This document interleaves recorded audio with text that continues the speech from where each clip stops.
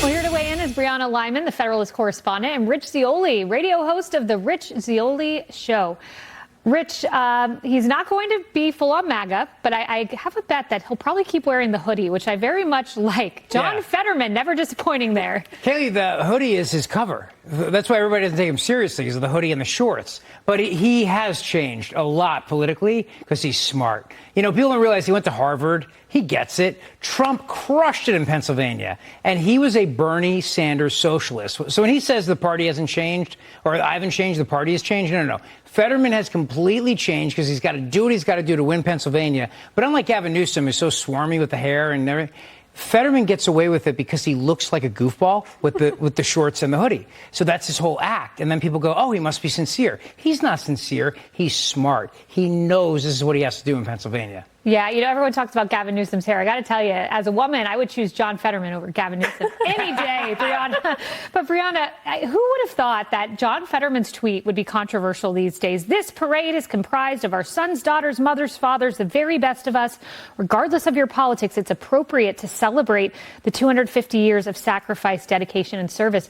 Who would have thought in the year 2025 that statement would be controversial? You know what statement should have been controversial? Sheldon Whitehouse posted a picture comparing the wonderful celebratory parade that we saw on Saturday to communist China. So you have people like John Fetterman, who's not the loudest voice in the Democratic Party, but he is one of the more sane voices, and he doesn't get enough attention. And I think what people forget is that on Saturday, it wasn't just celebrating how wonderful our military is today. It is looking back that 250 years ago, it was a bunch of ragtag militiamen who got together and created the backbone of what would become the world's greatest military. And there should be no debate on whether or not we celebrate that. And unfortunately, there is.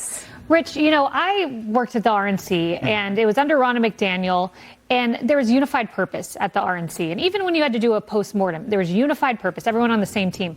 Not only have they not done a postmortem, but there's no unified purpose. You have David Hogg, like, on the outs. You have Randy Weingartner being like, hey, I went out on the DNC.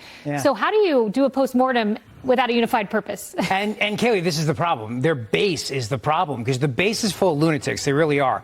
And now you've got these politicians like Newsom, like Fetterman, like Andrew Cuomo in New York, who are trying to pretend like they're centrist, but they still have to try to pretend like they're the Trump resistance. So it's this fine line they have to walk, and they're not doing a very good job of it, by the way, and there's no one really in charge. So Randy Weingarten screaming her head off in Philly at the No Kings rally, which, by the way, what about no queens, huh? I mean, kind of feels sexist, right?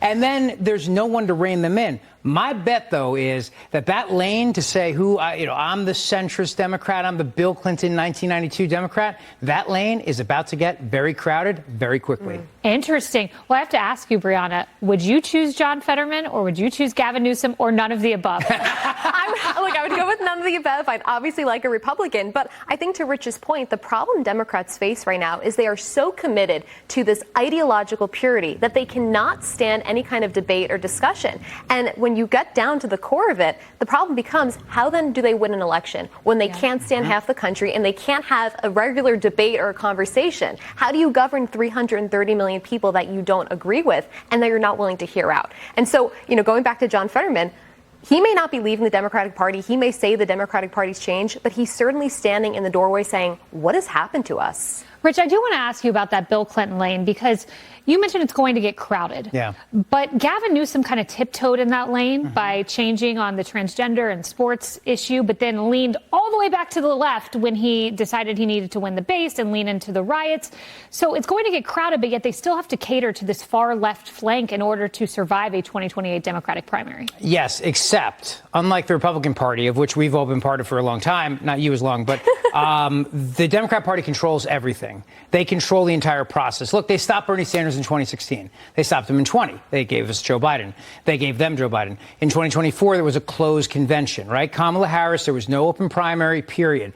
This is the difference. The Democrat Party controls everything. This is why the base is so angry, because they understand that the elites run the party. They crushed their own Bernie Sanders movement, of which, by the way, John Fetterman endorsed him and was part of.